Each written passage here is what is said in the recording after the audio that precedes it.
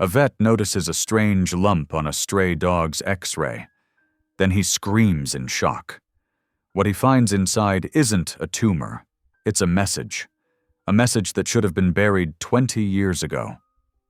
One quiet man, just trying to save a wounded animal, suddenly finds himself standing in the crosshairs of people who will do anything to keep the past hidden.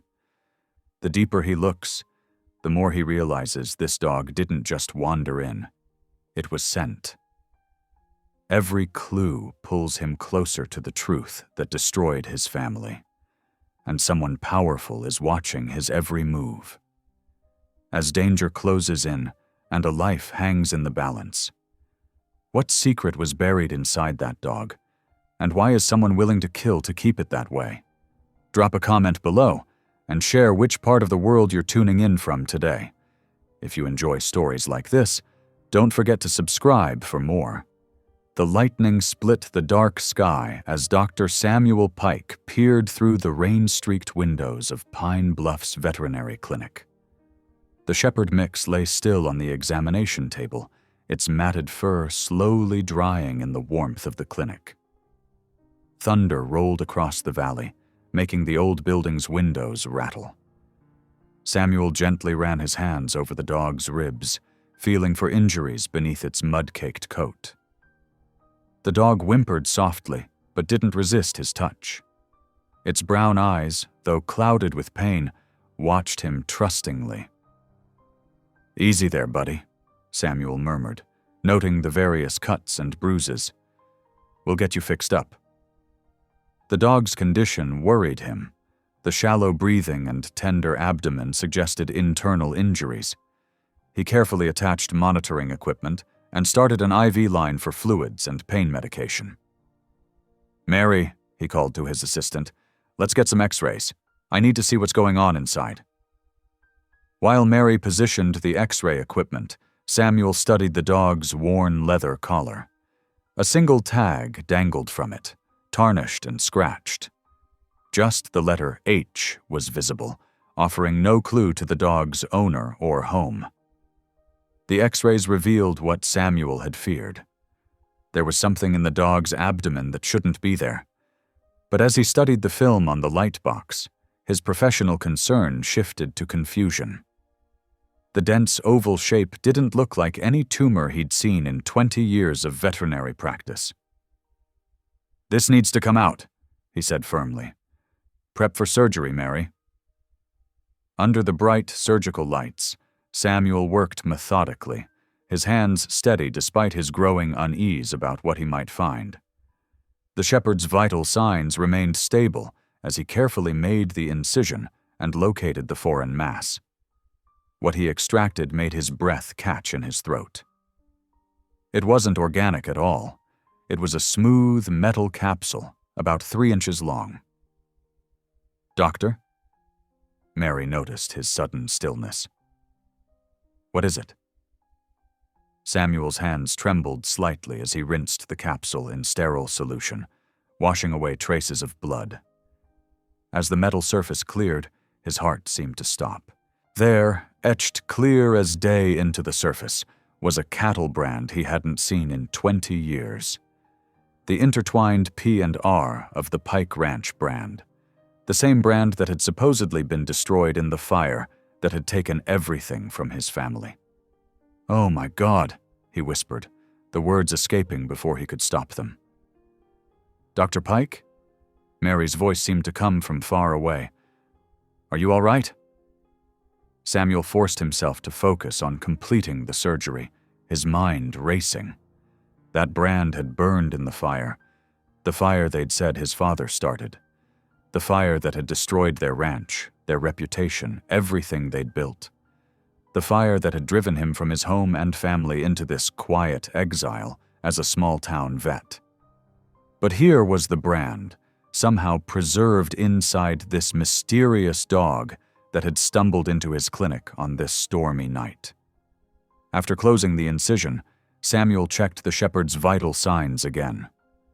The dog was stable, still under sedation. He carefully wrapped the metal capsule in sterile gauze and locked it in the small safe where he kept controlled medications. The storm continued to rage outside as Samuel moved through the clinic, securing windows and checking doors. Each flash of lightning made him jump, his nerves raw with the implications of what he'd found. Was this proof that the story of his father's guilt had been a lie? Or was he walking into something even more dangerous? The dog's tag caught his eye again. That single letter H that now seemed less like a random detail and more like a deliberate mystery. Samuel double-checked all the locks one final time, his father's voice echoing in his memory. "Son, sometimes the truth takes its own sweet time coming to light." The wind howled outside as Samuel stood in his darkened clinic, the weight of past and present pressing down on him. 20 years of questions suddenly had a new urgency, but he knew he needed to be smart about this. Whatever answers that capsule held, they were worth waiting for the right moment to pursue them.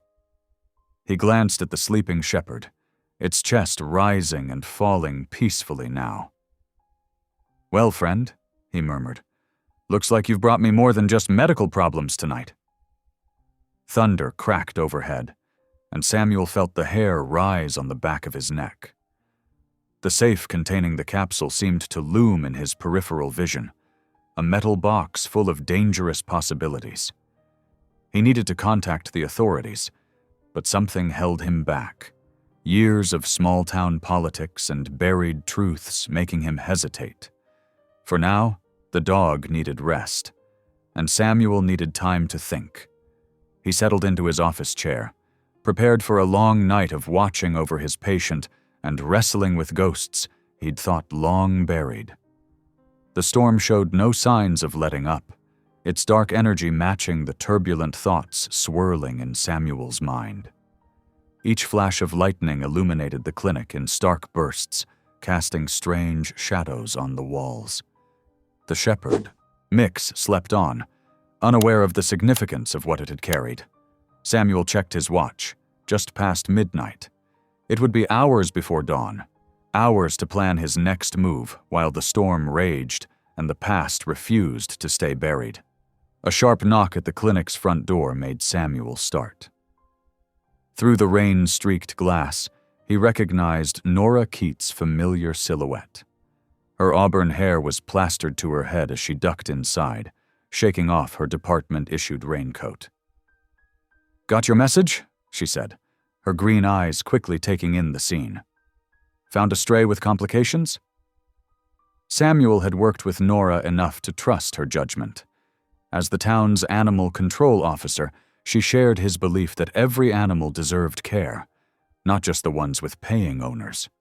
More importantly, she was one of the few officials who hadn't treated him like a pariah after the fire.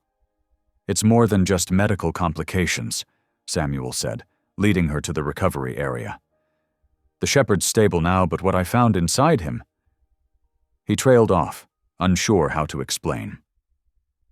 Nora studied the sleeping dog, noting the H on its worn collar. "What did you find?"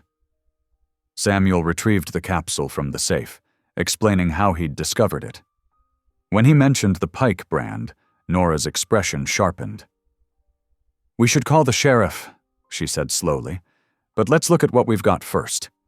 There's been too much funny business in this county lately." She didn't have to elaborate. They both knew about the questionable land deals and convenient accidents that seemed to follow Sterling Blakemore's expansion plans. Under the bright exam lights, they carefully opened the capsule. Samuel's hands were steady now, the same calm that served him in surgery taking over.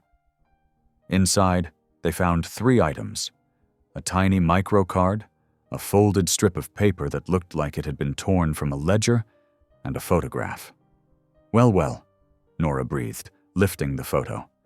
It showed a check, the signature clearly visible, Sterling Blakemore's distinctive scrawl. The amount and date were too blurry to make out, but the signature was unmistakable. Samuel unfolded the ledger strip with trembling fingers.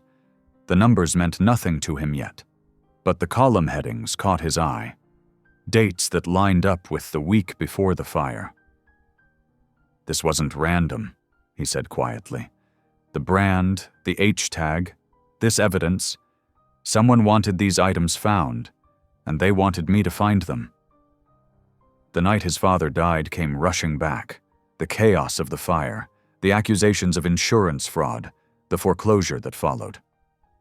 While the Pike family lost everything, Sterling Blakemore's quarry operation had expanded rapidly, swallowing up failed ranches across the county. "We need to report this," Samuel said, reaching for the phone. Nora's hand caught his wrist. "Wait." Her voice was firm but gentle. "Think this through. If someone went to all this trouble to get this information to you specifically, there's a reason. We need to secure what we've found before it disappears into an evidence locker, or worse." Samuel wanted to argue, but 20 years of watching Blakemore's influence grow in the county made him hesitate. "What do you suggest?" "First, we document everything," Nora said, pulling out her phone. "Photos, detailed descriptions, the works. Then we make copies of that microcard, carefully, so we don't damage anything. Whatever's on it, someone thought it was worth hiding inside a dog." They worked methodically, the shepherd's steady breathing providing a rhythm to their efforts. Nora photographed each item from multiple angles, while Samuel prepared his laptop to check the microcard's contents. "We'll need to be ready," Nora said as they worked. "If this implicates Blakemore the way I think it might, there's going to be serious blowback. That man didn't build his empire by playing nice." Samuel nodded, remembering the way the community had turned on his family, how quickly rumors had become accepted truth. "My father always said the truth would come out eventually." "Maybe that's what the H stands for," Nora suggested. "Hope?" "Or hell-raising," Samuel said with a grim smile. Dad would have appreciated that. They carefully copied the microcard's contents onto 2 separate drives, then returned the original items to the capsule. Samuel locked it away again, the weight of what they'd discovered settling over the clinic. "You should stay somewhere else tonight," Nora said as she prepared to leave. "Just in case." "I can't leave the dog," Samuel replied. "He needs monitoring through the night." Nora studied him for a moment, then nodded. "I'll park my truck where I can see the clinic entrance. First sign of trouble, I'm calling in every favor I've got." As she turned to go, Samuel caught her arm.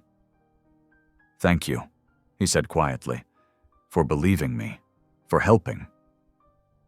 "I've watched Blakemore's operation too long to believe in coincidences," she replied. "Whatever this is, we'll figure it out. Together." The storm continued outside, but inside the clinic, Samuel felt more centered than he had in years. The shepherd stirred slightly in its sleep, and he checked its vitals again. Whatever message this dog had been meant to deliver, it had done its job. Now they just had to survive what came next. The morning sun hadn't yet burned through the storm clouds when Samuel heard car doors slamming in the clinic parking lot. Through the front window, he watched 3 men approach. Deputy Sebastian Kincaid's swagger unmistakable even at a distance, his polished badge catching what little light filtered through the clouds. "Stay here," Samuel told Nora, who was checking the shepherd's vitals. "Let me handle this." The bell above the door jangled as Kincaid burst in, followed by 2 men Samuel didn't recognize. Their clean boots and pressed jeans looked too new for real ranch work. "Morning, Doc," Kincaid drawled, thumbs hooked in his belt. "These gentlemen? Say you've got their dog." Samuel kept his face neutral, though his heart was racing. "Is that right?" One of the men stepped forward. "Yeah, that's right. Brown and white shepherd mix. Came in last night during the storm." "You have proof of ownership?" Samuel asked. "Registration papers, vet records, photos?" The second man scowled. "Look, we know it's our dog. Just hand it over." "I'm afraid I can't do that," Samuel said, his voice steady. "That animal came in severely injured. Under state law, I have medical custody until it's stable and safe for release. Plus, I'll need to see documentation proving ownership. Kincaid's practiced smile turned cold. Come on, Pike. Why make this difficult? These men just want their property back. Property that somehow found its way to my clinic with severe internal trauma, Samuel countered. That's awfully interesting timing, Deputy. The first man stepped closer, but Kincaid held up a hand. The dog will need to be released eventually, Doc. Maybe think about making this easier on yourself. I'll release the animal to its legal owner once I have proper documentation and determine it's medically safe, Samuel replied. That's the law. Kincaid's eyes narrowed. Laws can be complicated around here. You should know that better than most. The threat hung in the air like smoke. Samuel met his gaze. If you have ownership papers, bring them by. Otherwise, I've got patients to attend to. The men left, but not before the second one knocked over a display of pet supplies. The bell jangled again, more harshly this time. Once their vehicles pulled away, Nora emerged from the back. Well, that confirms we're onto something big. Those guys work for Blakemore's quarry operation. I've seen them around town. Samuel nodded grimly. Let's see what's on that microcard. They huddled around his laptop as the files loaded. Page after page of accounting records filled the screen. Property purchases, insurance claims, bank transfers. At first glance, it looked mundane. But as they dug deeper, patterns emerged. Look at these dates, Nora said, pointing. Property purchases right after fires or accidents. The same shell companies showing up over and over. Samuel's hands clenched as he recognized addresses, ranches that had burned over the years, including his family's, each followed by land transfers to Blakemore's subsidiaries at fraction of their value. Here, Nora said suddenly. She'd been examining the ledger strip. This signature, Chloe Wynne, wasn't she Blakemore's head accountant? Was, Samuel said. No one's seen her for weeks. He paused, remembering. Wait, she brought her retriever to me about 2 months ago. Couldn't afford the treatment, but the dog needed help. And you helped anyway, Nora finished, because that's what you do. I remember her watching me work, Samuel said slowly. She seemed surprised when I didn't ask for payment. Said something about how there weren't many honest people left in Pine Bluffs. Nora's eyes widened. The H on the dog's collar, it wasn't for hope or hell-raising. It was for honest. She knew you'd help any injured animal, no questions asked. And she knew your connection to Blakemore through your father's case. The pieces clicked into place. Chloe must have discovered the truth in Blakemore's books, realized what it meant. When she disappeared, she'd left them a breadcrumb trail, one that required both compassion and courage to follow. These records, Samuel said, scrolling through more files. They don't just show fraud, they show premeditation, the insurance payouts, the property transfers, and the timing of the fires. Including the one that killed your father, Nora finished softly. Samuel sat back, the weight of it hitting him. This isn't just about land grabs anymore, this is homicide. And Chloe Wynne knew it, Nora added. That's why she had to run, but she made sure the truth wouldn't stay buried. They looked at the shepherd, sleeping peacefully under a warming blanket. The dog had carried not just evidence, but justice, and put them all in danger doing it. We need help, Nora said. Real help, not just local law enforcement. I've got a contact in the state police, someone I trust. We should reach out. Samuel nodded, his mind still on Chloe. She'd risked everything to expose the truth, trusting him to carry it forward. Make the call, but carefully. If Blakemore's men are already watching the clinic, we'll be smart about it, Nora assured him. And Samuel, we'll make this right. For your father, for Chloe, for everyone they've hurt. The shepherd stirred, whimpering slightly in its sleep. Samuel checked its vitals again, his touch gentle. The dog had done its job, carrying its precious cargo to safety. Now it was their turn to see it through. Judge Ephraim Stokes arrived at the clinic just after sunset, his old pickup barely making a sound as it rolled into the back lot. Samuel met him at the service entrance, grateful for the retired judge's discretion. "Evening, Samuel," Stokes said, his weathered face grave. "Nora filled me in on the basics. Let's see what we're dealing with."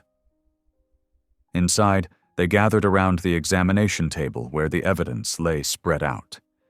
The judge studied each item methodically, his reading glasses perched on his nose.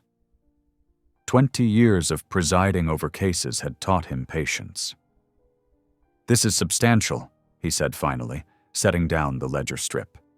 "But we need to move carefully. Blakemore's got friends in every courthouse between here and the Capitol." Samuel paced, unable to stay still. "We should take it straight to the state attorney." "After we verify everything," Stokes cautioned.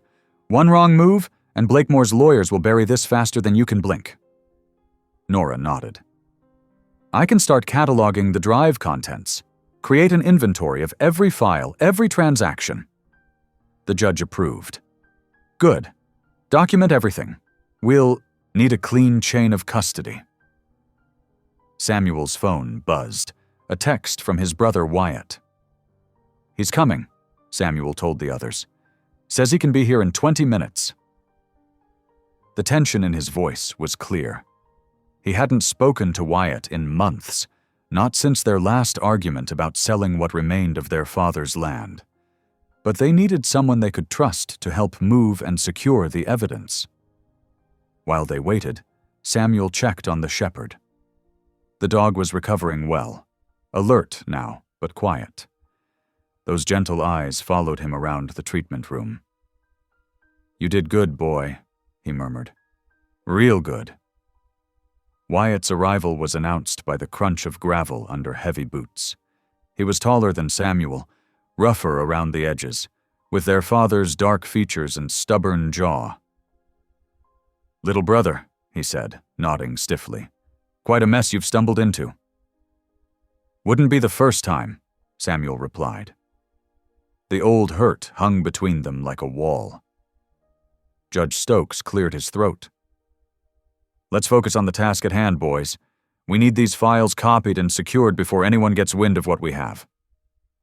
The next hour was spent in careful work. Nora handled the digital copying, while Samuel and Wyatt prepared the physical evidence for transport.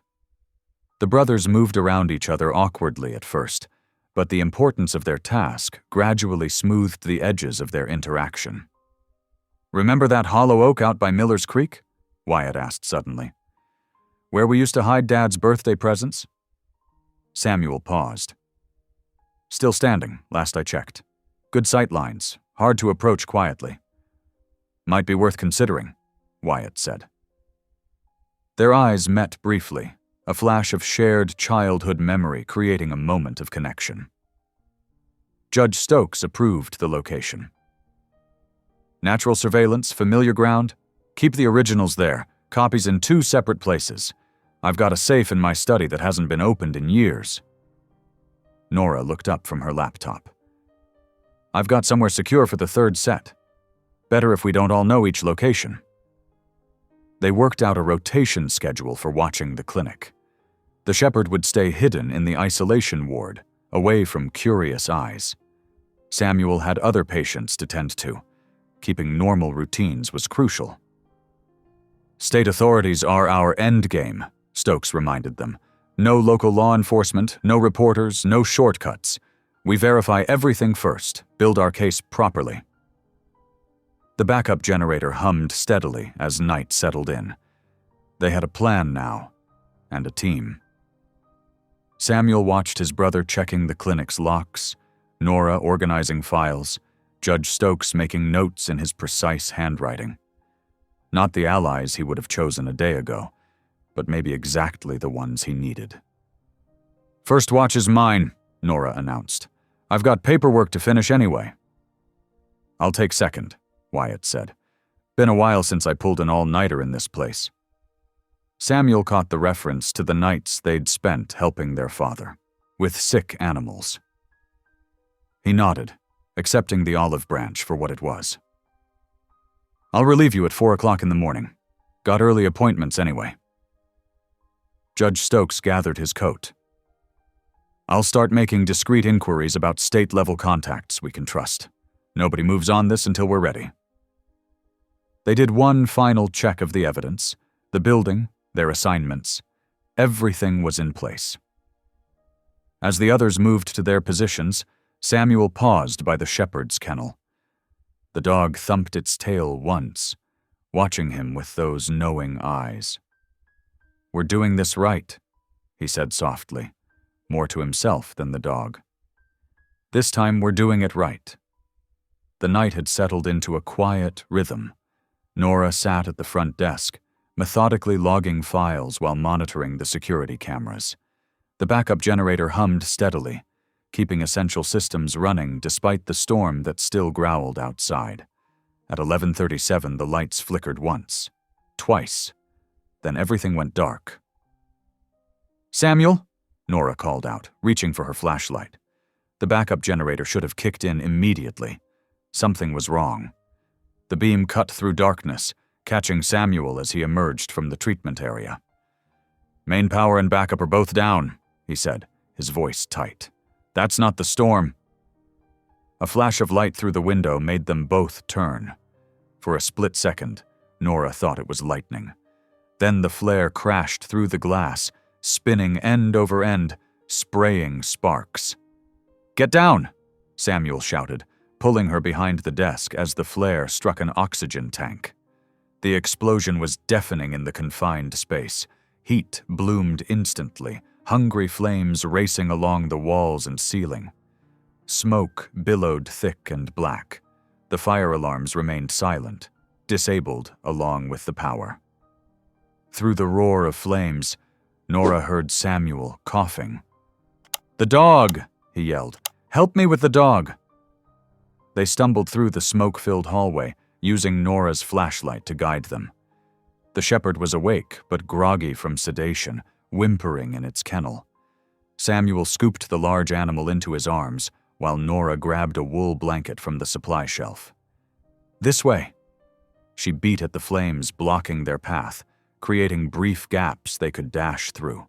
The heat was intense, blistering their skin even through clothing. Samuel hunched over the dog, protecting it from falling debris as they pushed toward the rear exit. They burst through the door into blessed, cool air, gulping in great lungfuls as they staggered across the gravel parking lot. In the distance, headlights winked out around a curve, their attackers' message delivered. Samuel gently set the shepherd down, checking it for injuries. The dog was scared, but unhurt. Nora watched Samuel's face as he turned back toward the burning clinic, flames now visible through every window. 20 years of his life, going up in smoke. Again. They're saying surrender, he said hoarsely. Give up the evidence or burn with it. Like hell, Nora growled. She was already dialing her phone. Judge Stokes first, then your brother. We need to salvage what we can.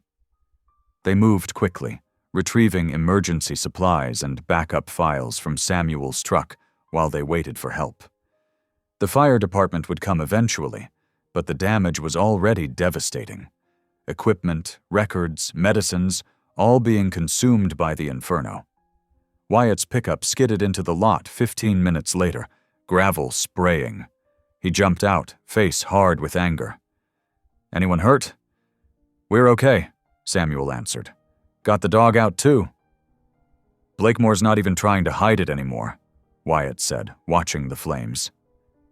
This is exactly what happened at the ranch. Same timing, same method. Judge Stokes arrived moments later, moving with surprising speed for his age. He took in the scene with sharp eyes. They're scared, he declared. This is panic, not power. They wouldn't have struck so boldly if they weren't terrified of what's in those files. Nora was checking the copies they'd managed to save. Everything's here. Original evidence is still secure in our separate locations. We haven't lost anything except my livelihood, Samuel finished quietly. The clinic's roof was starting to cave in, sending up a fountain of sparks. Wyatt stepped closer to his brother. You can rebuild. We'll help. But first, we make them pay. Fire trucks were finally approaching, sirens wailing in the distance. Too late to save much, but they could at least keep the blaze from spreading. Samuel watched his life's work burn and felt something shift inside him. No more defensive moves, no more careful planning. Judge, he said, voice rough with smoke and determination. How fast can you get those state contacts lined up? Give me 12 hours, Stokes replied.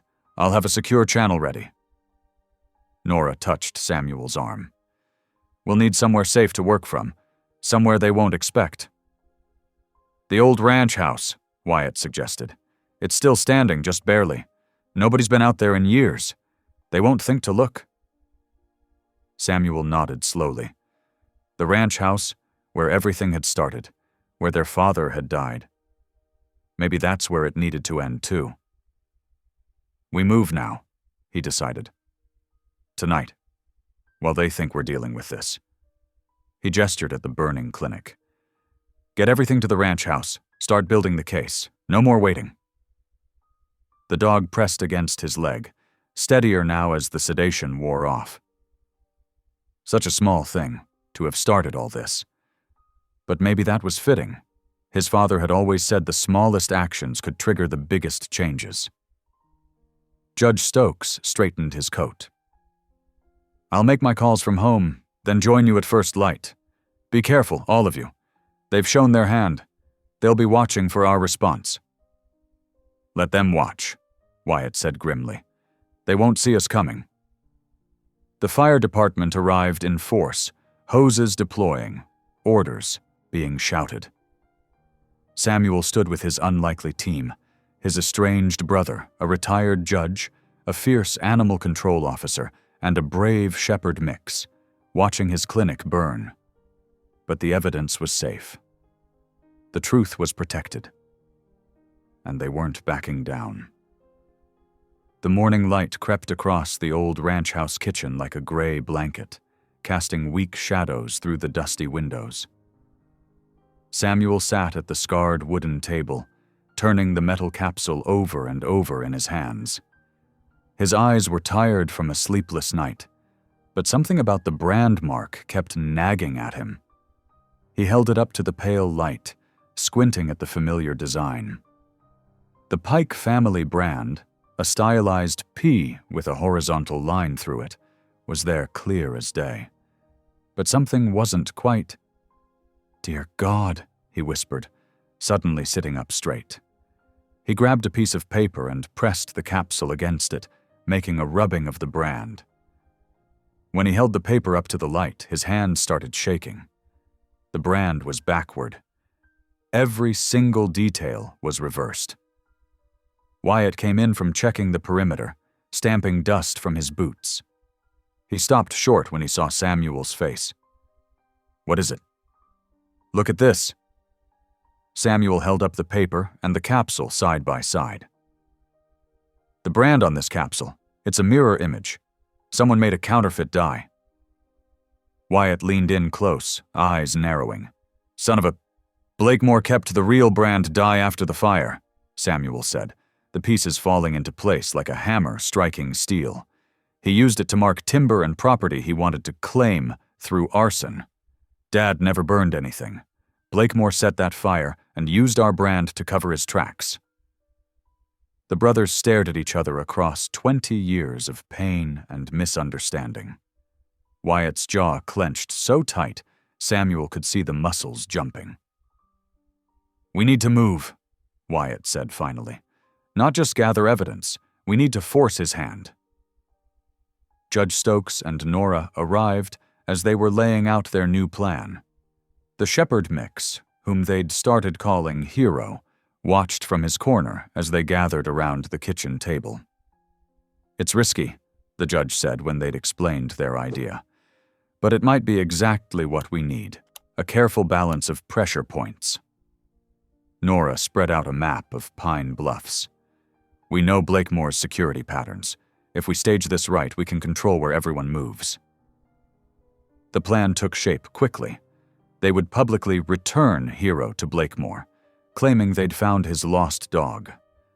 A new collar would carry a tiny tracker, carefully sewn into the leather. Sebastian would be handed a decoy drive, making him think they were surrendering the evidence. And then there's the press angle, Judge Stokes added, his weathered face thoughtful. I know a reporter at the local paper. Young, ambitious, but smart enough to be careful. We feed her just enough about questionable property deals to make Blakemore nervous. Samuel nodded slowly. Not enough to expose anything, just enough to make him think we might have more than we do. He'll have to move then, Wyatt said. Either to silence the reporter or grab what he thinks is the evidence. Either way, we'll be tracking him. They spent the next few hours preparing. Nora worked on the collar while Samuel got Hero ready, making sure the dog understood basic commands. The shepherd mix was proving remarkably intelligent, picking up signals quickly. Judge Stokes made his call to the reporter, carefully planting seeds about irregular property transfers and missing documentation. Just enough to raise questions, not enough to trigger immediate legal action. Wyatt checked their backup plans and escape routes, marking alternates on the map. We need to be ready for anything, he insisted. Blakemore's not going to go down easy. By early afternoon, they were ready. Samuel knelt beside Hero, adjusting the new collar one last time. The tracker was completely hidden, its signal already tested and strong. You ready for this, boy? He asked softly. The dog's warm brown eyes met his steadily, tail wagging just once. Nora handed Sebastian's decoy drive to Judge Stokes for safekeeping. Remember, she said, we all play our parts exactly as planned, no improvising. They loaded up in separate vehicles, Samuel and Hero in his truck, Wyatt in his pickup, Nora and the judge in their own cars.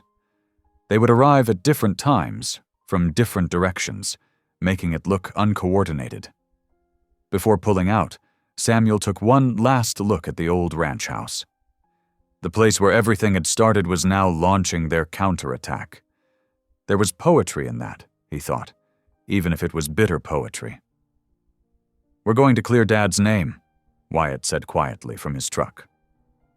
One way or another. Samuel nodded. And make sure Blakemore can't hurt anyone else. They drove into town separately, their plan already in motion. The local paper's website had just posted a small but pointed article about questions surrounding recent property developments. Judge Stokes's reporter had done her job perfectly, just enough to draw blood. Now they would step into the open, every move calculated, every tracker active. They were daring Blakemore to show his hand, and they were ready for whatever came next. The truck's tires crunched on gravel as Samuel pulled onto the main road. In the passenger seat, Hero sat alert, the hidden tracker in his collar steadily broadcasting.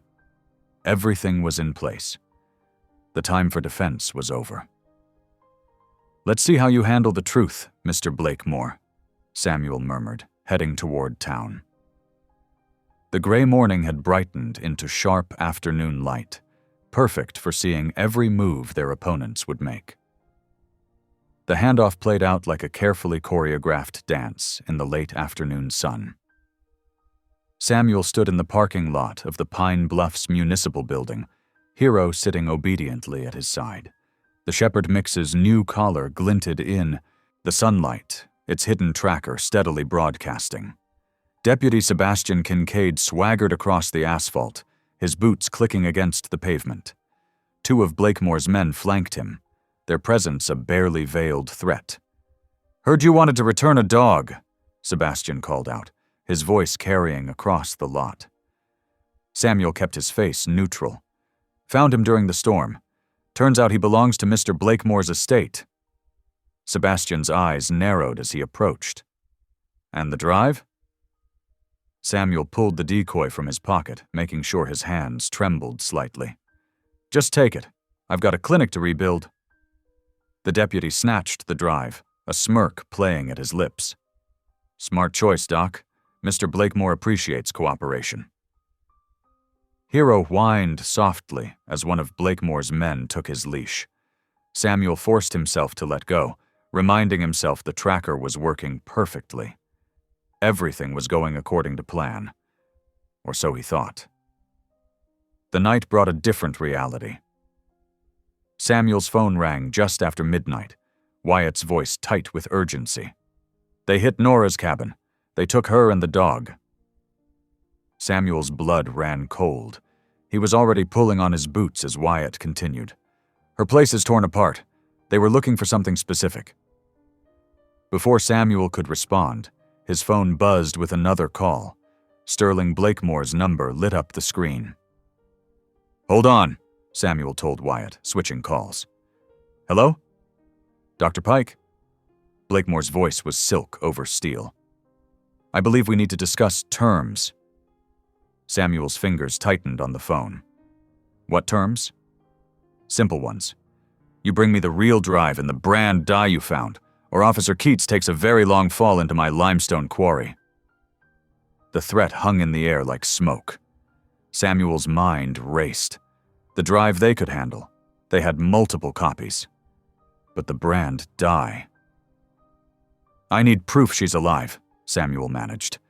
There was a shuffle, then Nora's voice came through, strained but steady. Don't you dare give him anything. Her words cut off abruptly. 2 hours, Blakemore said. The old access road by the quarry. Come alone? The line went dead. Samuel called Wyatt back immediately. Meet me at the ranch, now. 20 minutes later, the brothers faced each other in the dim light of the ranch house kitchen. Samuel's confession spilled out in rough bursts. I never had the brand dye, just proof it exists. Documentation showing Blakemore kept it, used it to fake ownership transfers. Wyatt's face darkened. You let me think. I know. Samuel's voice cracked. I couldn't save Dad that night. Couldn't stop the fire. And now I can't even... Stop. Wyatt gripped his brother's shoulder. That fire wasn't your fault. Neither was Dad's death. But right now, Nora needs us both thinking straight. Their eyes met. Decades of guilt and misunderstanding finally giving way to something else. Determination, purpose, the strength of brotherhood too long denied. We can't give Blakemore what he wants, Samuel said, but we're not letting him hurt Nora. Wyatt was already moving, pulling equipment from his truck. Got my old vet kit with the tranq darts. You still remember how to load them? Samuel nodded, checking the darts with practiced hands. They worked silently, gathering what they needed. Bolt cutters, first aid supplies, flashlights, rope. Hero's tracker still working? Wyatt asked, checking his phone. Signal's strong. They're holding them at the quarry office. The brothers loaded their gear into Wyatt's truck. The old first aid kit rattled against the tranquilizer gun case. Neither mentioned how long it had been since they'd worked together like this, or how natural it felt, despite the years between. Whatever happens, Samuel said as they pulled onto the road, we do this together. Wyatt's grip tightened on the steering wheel. Together, he agreed. The truck rumbled through the night, carrying them toward the quarry and whatever waited in its shadows. They had no brand dye to trade, no guarantee their plan would work. But they had something Blakemore couldn't understand. The unbreakable bond of brothers who had finally found their way back to each other's side. In the truck's cab, Samuel checked the tranquilizer darts one last time, his hands steady now. The guilt of the past no longer paralyzed him. Tonight wasn't about what he couldn't save before. It was about what he and Wyatt could save together. The rain came down in heavy sheets, drumming against the truck's roof as Samuel and Wyatt followed Hero's tracker signal toward Blakemore Quarry. Lightning split the sky, illuminating the stark limestone cliffs in brief, ghostly flashes. "Signal's strong," Samuel said, studying his phone. "They're holding steady at the main office complex."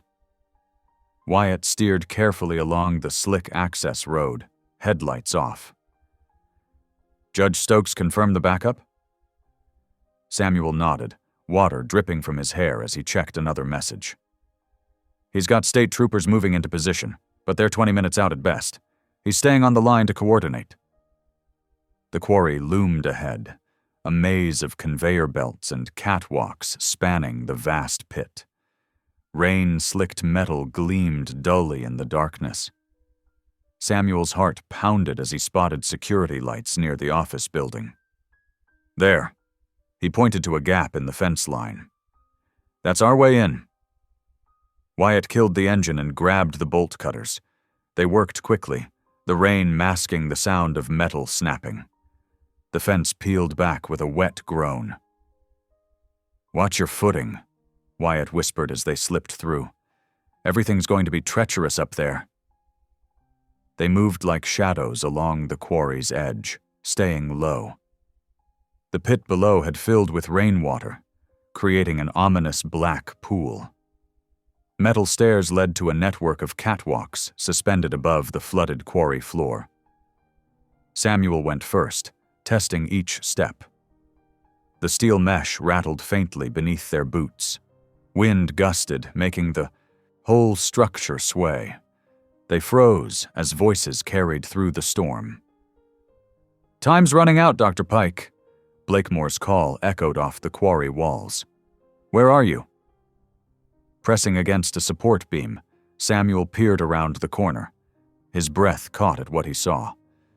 Nora knelt on the wet concrete, hands bound behind her back.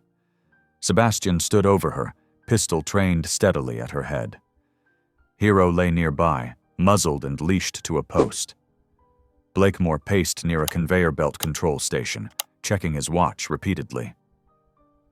"Winds quartering from the northwest," Wyatt murmured, touching Samuel's shoulder. "Going to affect dart trajectory." Samuel nodded, measuring distances in his mind. Sebastian was 15 yards away, partially sheltered by an overhang. The rain would make the shot tricky. One miss would get Nora killed. "We need a distraction," Samuel whispered. "Something to draw Sebastian's aim away from her." He studied the scene, mind racing. The conveyor controls were within Wyatt's reach. The catwalk gave them elevation advantage. But Sebastian's finger stayed on the trigger, and Blakemore's men watched every approach. An idea formed. Desperate, dangerous, but possibly their only chance. "I'm going to take a tranq dart," Samuel said softly. Wyatt's eyes widened. "Are you crazy?" "Listen, I'll walk in there, start negotiating. When the dart hits, I'll collapse. Everyone's attention will shift to me. That's when you take Sebastian down." "It's too risky. Those darts are dosed for large animals." "Then cut the dose." Samuel's voice was firm. "We don't have time to debate this. Nora's life is on the line." Wyatt studied his brother's face, then nodded grimly. He prepared a dart with a reduced dose, while Samuel removed his jacket, exposing his arm. "Give me 2 minutes to get to the conveyor controls after you go down," Wyatt said. "And Samuel, be careful." The dart's sting was sharp but brief. Samuel counted to 30, letting the drug enter his system, then stepped out of hiding. "Blakemore," he called. "I'm here." Rain plastered his shirt to his skin as he walked forward, hands raised. He could feel the tranquilizer beginning to work, making his movements sluggish. "Where's the brand dye?" Blakemore demanded. "Safe," Samuel managed. His vision was starting to blur. "First, let Nora go." "You're not in a position to make demands." Blakemore nodded to Sebastian, who pressed his gun harder against Nora's head. Samuel took another step, fighting to stay upright as the drug pulled at him. He saw Nora's eyes widen with recognition. She knew something was wrong. "The drive," Samuel slurred. I have. The ground rushed up to meet him as his legs gave way. He hit the concrete hard, rain falling in his face. Through dimming vision, he saw boots running toward him. "What's wrong with him?" Blakemore's voice seemed to come from far away. "Check him!" Sebastian barked, momentarily looking away from Nora. That was all they needed. Whisper of compressed air, and Sebastian dropped like a stone, the tranquilizer dart finding its mark in his neck. His gun clattered away. Machinery roared to life as Wyatt hit the conveyor controls, adding to the chaos. Nora rolled despite her bounds, kicking out at the nearest guard. Hero barked furiously, straining at his leash. Samuel fought against the sedative, trying to push himself up. The world spun sickeningly. Through the haze, he saw Wyatt moving fast along the catwalk, taking aim at Blakemore's remaining men. Rain kept falling, lightning flashed, and somewhere in the distance, sirens began to wail. Samuel's trembling fingers found the tranquilizer dart in his pocket. Without hesitation, he jabbed it into his own shoulder, letting out a genuine grunt of pain. The drug's effects would be real. He needed them to be convincing.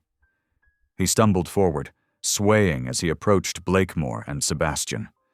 Rain streamed down his face, making it hard to focus, but his hand stayed steady as it moved toward the hidden tranq pistol at his back. "Last chance, Pike," Blakemore sneered. "Where's the brand die?" Samuel's legs wobbled, not entirely an act now. The tranquilizer was hitting his system fast.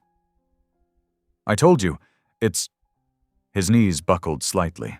Sebastian's attention shifted just enough, his gun wavering as he watched Samuel struggle to stay upright. That fraction of a second was all Samuel needed. In one fluid motion, he drew the tranq pistol and fired. The dart struck Sebastian's thigh with a soft thwack. Sebastian's eyes widened in shock, his free hand clutching at the projectile. "What the..." Sebastian's words slurred as the powerful sedative took hold. Above them, Wyatt slammed the emergency stop on the conveyor belt. The sudden silence was deafening.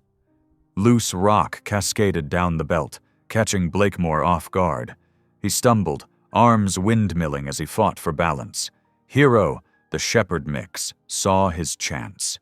With a growl, he lunged forward, powerful jaws clamping down on Blakemore's sleeve. The dog didn't bite through, but held firm, anchoring Blakemore in place.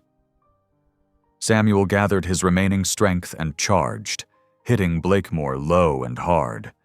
They crashed together against the railing, the impact driving the breath from both men's lungs. The black water of the flooded quarry yawned beneath them as lightning split the sky.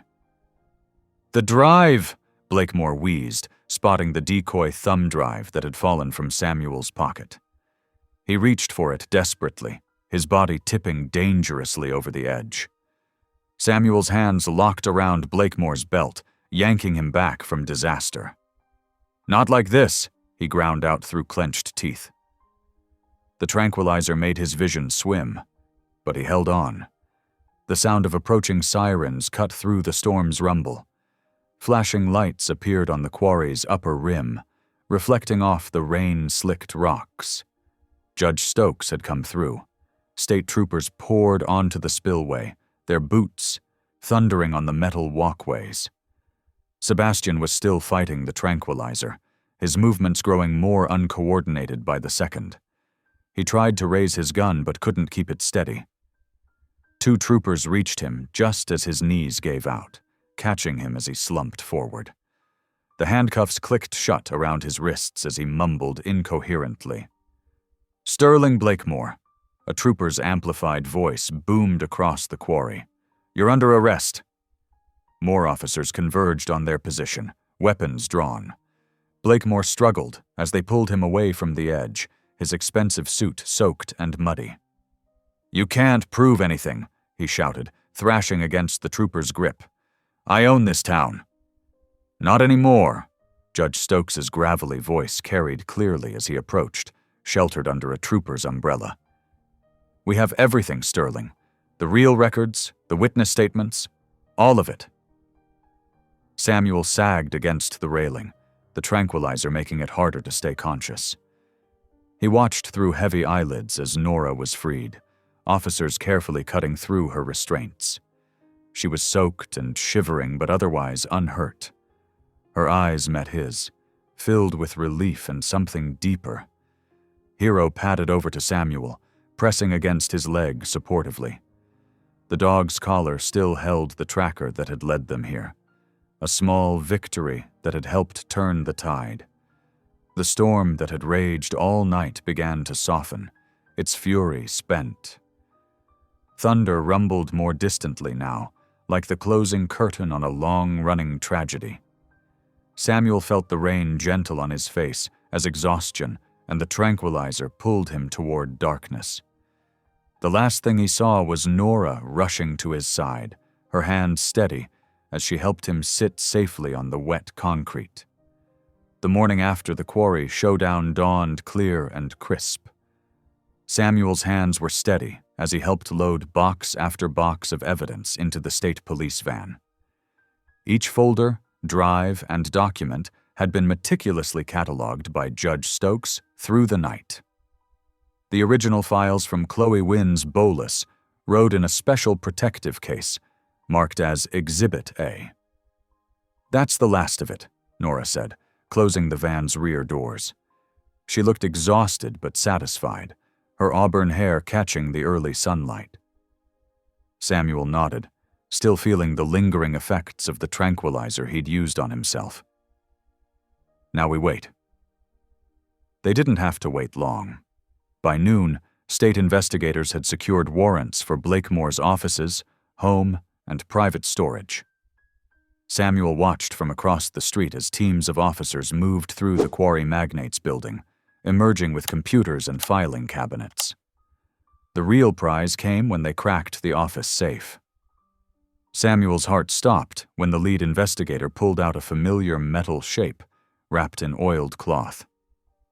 "Is that—" Wyatt's voice was rough with emotion beside him. "Dad's brand die," Samuel confirmed softly. The true Pike Ranch brand, not the reversed counterfeit, used to frame their father, but the original that had marked their cattle for 3 generations. The investigator carefully documented the die's position and wrapped it in evidence bags. But there was no doubt. The tool Blakemore had kept as a trophy was the final proof of his scheme.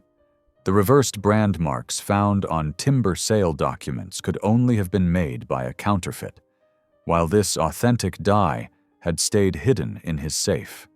Within 48 hours, the dominoes began to fall. The county sheriff submitted his resignation after state investigators revealed his connection to multiple fraudulent property seizures. Sebastian Kincaid and 3 other deputies were suspended pending criminal charges. Judge Stokes called a week later with news about Chloe Wynn. "They found her," he said, his voice gentle, "in a cabin up near the state line. She didn't make it, son, but she died knowing the truth would come out."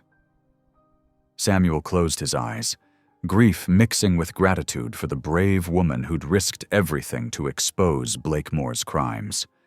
Her careful documentation, hidden in a dog's belly and protected by a faithful shepherd, had broken open 2 decades of corruption. The preliminary hearing was held in the county courthouse, its marble halls packed with spectators. Samuel sat between Nora and Wyatt as the prosecutor laid out the evidence. Blakemore's face grew increasingly pale as his empire of fraud unraveled document by document. "The state calls Dr. Samuel Pike," the prosecutor announced. Samuel walked to the witness stand, his boots echoing on the polished floor. He spoke clearly and carefully, describing the night his clinic burned, the discovery of the bolus, and the final confrontation at the quarry. When asked to identify the brand, dye, he held it reverently. "This was my father's," he said, his voice carrying to every corner of the hushed courtroom. "It was stolen the night our ranch burned, the night my father died trying to save our horses from a fire that was deliberately set." The prosecutor's questions continued, but Samuel's eyes found Blakemore's. The man who had built his fortune on others' suffering finally looked away first. After the hearing, Samuel stood on the courthouse steps in the afternoon sun. Reporters called questions about vindication and justice, but he only said, "My father was an honest man. Today, everyone knows that truth." Wyatt joined him, and for a moment the brothers stood shoulder to shoulder in silence. 20 years of distance and hurt began to heal in that quiet acknowledgement of shared pain and triumph. "He'd be proud," Wyatt said finally, "of both of us." Samuel squeezed his brother's shoulder. "Yeah, he would." The new clinic rose quickly, funded in part by an anonymous donor group that Samuel suspected included Judge Stokes. The building was modern and efficient, with extra kennels and a state-of-the-art surgery suite. But it was the small details that made it feel like home. The hand-carved wooden sign, the garden Nora planted along the walkway, the comfortable chairs in the waiting room where people and pets could feel safe. The day they opened, Samuel hung the restored Pike brand on the wall behind the front desk. He'd cleaned and polished it carefully, erasing years of neglect in Blakemore's safe. The iron still carried its history, but now it stood for something new, a promise to protect those who couldn't protect themselves. Fable, officially named and adopted, lay in his usual spot by the desk, his intelligent eyes tracking every movement. The Shepherd mix had become something of a local celebrity, but he remained as steady and loyal as the day he'd first staggered into the old clinic carrying hope in his belly. "Ready for our first patients?" Nora asked, coming to stand beside Samuel. She'd left her animal control job to join the clinic full-time, her practical experience complementing his medical skills perfectly. Samuel looked at her, really looked at her, and saw his future. She'd stood beside him through fire and fear, fought for truth alongside him, and helped him find his way back to himself. Without thinking, he reached for her hand. Fable got up and pressed against their legs, his tail wagging gently. Samuel and Nora's free hands met on the dog's head, scratching his ears as they smiled at each other. "More than ready," Samuel answered, and he meant it in every way possible. The shadows of the past had lifted. Here, with Nora's hand in his and Fable at their feet, he could finally see the road ahead stretching bright and clear into tomorrow. Outside, the morning sun touched the clinic's new sign, making the words glow. Pike Veterinary Services, healing with heart. Below it, in smaller letters, every animal matters. It wasn't just a slogan, it was a promise, backed by hard-won wisdom and the courage to stand up for what was right. The first clients would be arriving soon. Samuel squeezed Nora's hand once more, then moved to prepare for the day's work. There would be animals to heal, people to help, and always more good to do. But now he wouldn't do it alone. Thank you for watching. Stories like this remind us who we are. If something touched your heart, go ahead and subscribe. I'll be back tomorrow with another story that just might stay with you.